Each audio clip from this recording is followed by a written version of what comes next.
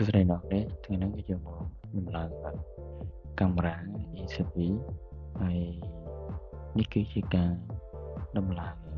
ជើងកាមេរ៉ាដាក់ប្រអប់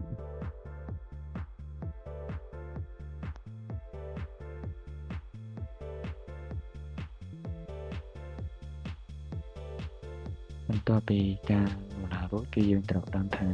នៅពេលដែលយើងដាក់កាមេរ៉ាគឺយើងត្រូវដាក់ជើងហ្នឹងវាមានកន្លែងដំណដែលដាក់បាញ់ព្រួញមកមួយអញ្ចឹងយើងធ្វើម៉េចយើងបួសចោលយ៉ាងម៉េចជាប់ប្រអប់ហ្នឹងដើម្បីឲ្យសញ្ញាព្រួញហ្នឹងវាបាញ់មកចំlogo របស់កាមេរ៉ាដែរ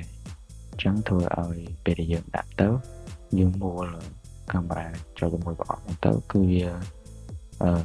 ត្រូវចំកណ្ដាល